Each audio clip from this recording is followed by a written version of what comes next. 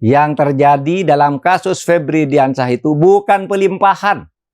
Bukan pelimpahan, melainkan penyerahan atau pengalihan kelanjutan penyidikan kasus. Ini tidak dikenal, bahkan tidak dibenarkan menurut Kitab Undang-Undang Hukum Acara Pidana. Tidak bisa dilakukan pengalihan atau penyerahan penyidikan dari kepolisian ke kejaksaan atau dari kejaksaan ke kepolisian, meskipun kedua institusi tersebut sama-sama penyidik. Mengingat latar belakang penanganan kasus ini yang banyak ranjau politisnya, tidak salahlah jika ada yang mengatakan bahwa pengalihan perkara mantan Jampitsus Febri Adriansyah ini adalah produk kompromi dari perang proksi, bukan jalan penegakan hukum yang konsisten. Banyak yang curiga bahwa pengalihan atau penyerahan kelanjutan penyidikan tersebut ditujukan untuk mengaburkan perkara ini atau untuk melokalisir perkara ini agar jangkauannya terbatas pada tersangka yang sudah ditetapkan dan tidak boleh menyentuh yang lain. Bahkan bisa juga ini merupakan jalan untuk mencoba meniadakan kasus, meskipun hal itu kecil kemungkinannya. Skenarionya adalah begini. 1.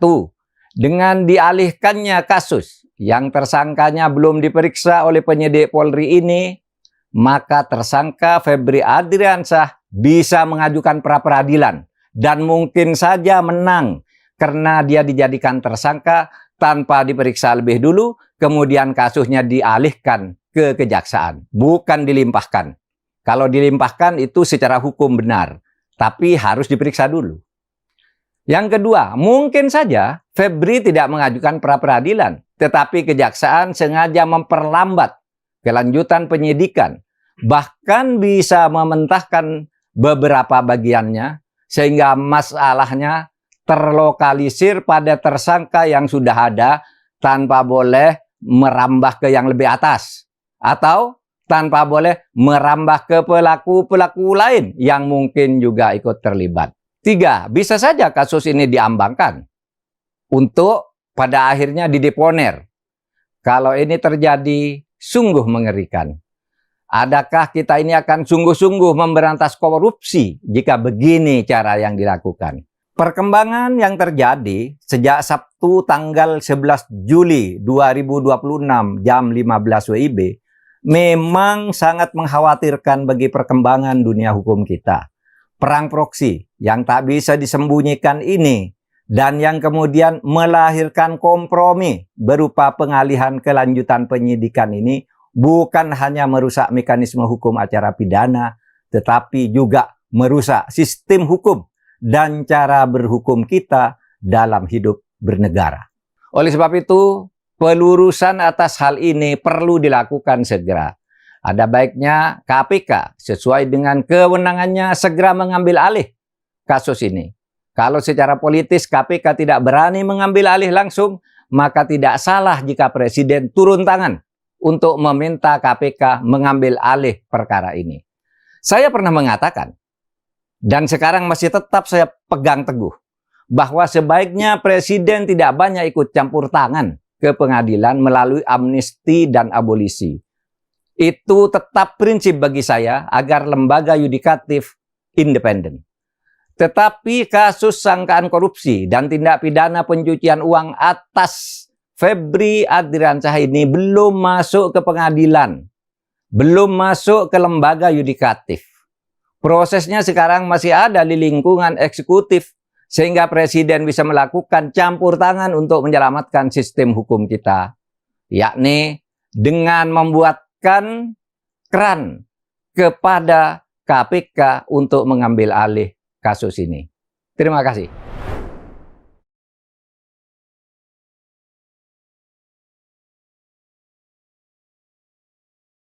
Uang rupiah 4.462.000, ulangi 462.365.000 rupiah, 84.356 United States Dollar ataupun USD, 17.595 real Saudi,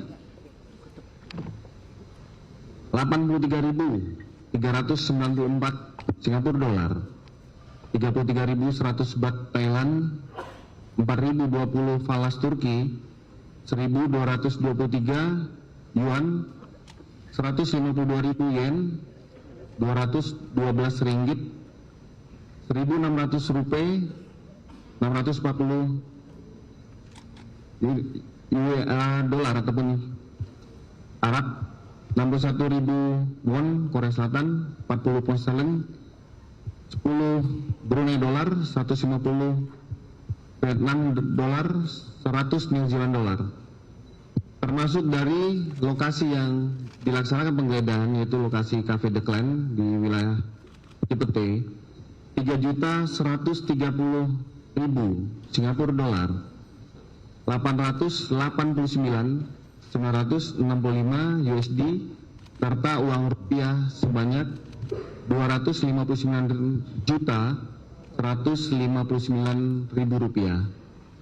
Dan salah satu di TKP lagi, rumah di daerah Cilandak, Jakarta Selatan, ditemukan 520 juta rupiah dan 133.000 US dollar.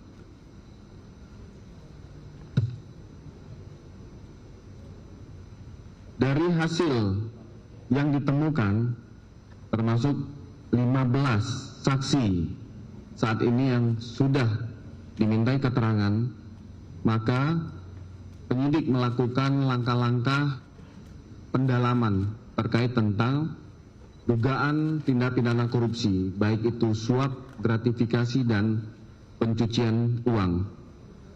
Kami juga menyampaikan apresiasi kepada seluruh masyarakat yang mengapresiasi, membantu pelaksanaan proses penyelidikan sampai dengan penyidikan. Demikian bisa kami sampaikan. Mungkin dari rekan-rekan ada yang ingin ditanyakan.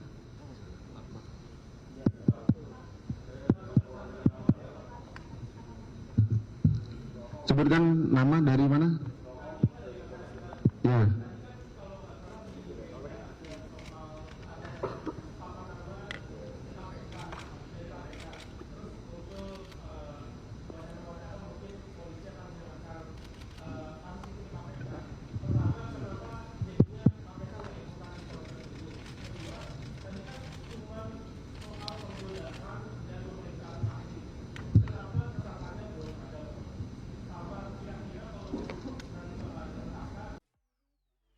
You've got a great idea. GoDaddy has the perfect domain name to go with it. It only takes a few. Kehadiran teman-teman aparat penegak hukum dari KPK ini untuk melaksanakan koordinasi antar penegak hukum dalam pengungkapan tindak pidana korupsi. Kami sampaikan, kami akan menyampaikan untuk tersangka di dalam perkara ini di tahap berikutnya. Saat sekarang, teman-teman penyidik masih melakukan pendalaman. Kita sama-sama menghormati, memberi ruang kepada teman-teman penyidik untuk menyelesaikan tugasnya secara komprehensif dan paripurna. Ini akan kami sampaikan kepada teman-teman sekalian dalam waktu yang dekat. Ada lagi? Sebelah kiri? Ya. Wahyu dari kamar 6.com, Pak. Izin. Ini kan informasinya bahwa waktu penggeledahan Sentul ini rumah pribadi Jampitsus. Pertanyaannya adalah, mengapa seorang Jampitsus yang jelas seorang penegak hukum bisa meletakkan uang di dalam rumahnya? Apakah ini bisa disidik uang perkara ataukah uang titipan? Ini pertanyaan nomor 1. Oke, kami jawab Mas Wahyu ya dari liputan6.com, kabar6.com, mohon maaf. Penyidik masih melakukan penguatan terkait tentang alasan kepemilikan rumah yang digeledah. Memang mungkin informasi yang beredar adalah termasuk tadi ada konferensi pers tadi pagi, tapi penyidik akan melakukan pendalaman melalui PT Sentul City, melalui juga akan memeriksa saksi sekitar, serta akan melakukan pemeriksaan terhadap BPN terkait tentang akte kepemilikan, SHM kepemilikan atas nama siapa. Dari uang yang ditemukan ini masih dilakukan pendalaman Begitu juga penyidik masih melakukan klaster terkait tentang 3 objek perkara terkait tentang barang bukti yang ditemukan. Kami mohon waktu kepada teman-teman sekalian dan kami akan menyampaikan dalam waktu yang dekat. Terakhir.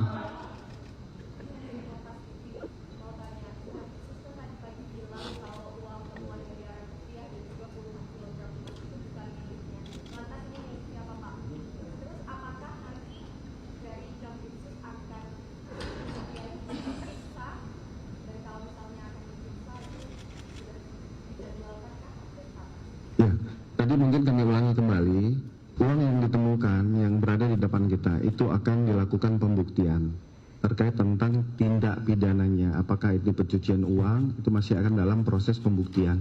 Terkait tentang statement itu, kita di sini tidak membahas tentang statement yang disampaikan oleh Jampitsus. Pak, dari Tempo Pak mau nanya, izin Fedro dari Tempo mau nanya apakah betul sempat ada upaya untuk mengambil alih barang bukti penggeledahan? Yang pertama, yang kedua, mengapa masih belum ada tersangka hingga saat ini? Itu aja. Ya, kami jawab. Kami yakin dan percaya bahwa seluruh kementerian dan kelembagaan pasti akan mendukung untuk pemberantasan korupsi, apalagi itu sudah menjadi program prioritas Bapak Presiden. Kami jamin dan itu bersama-sama sinergi dan kolaborasi dalam menuntaskan perkara-perkara korupsi. Bukan malam ini tetapi akan dalam waktu dekat kami akan menyampaikan terkait tentang tersangka dalam perkara yang ditangani oleh Dirjen Investigasi oleh Kortas dan Polda Metro Jaya. Terakhir ya.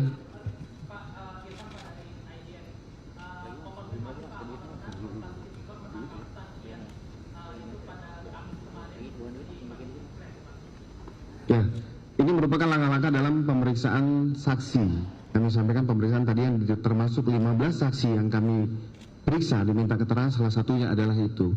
Jadi yang bersangkutan masih status sebagai saksi.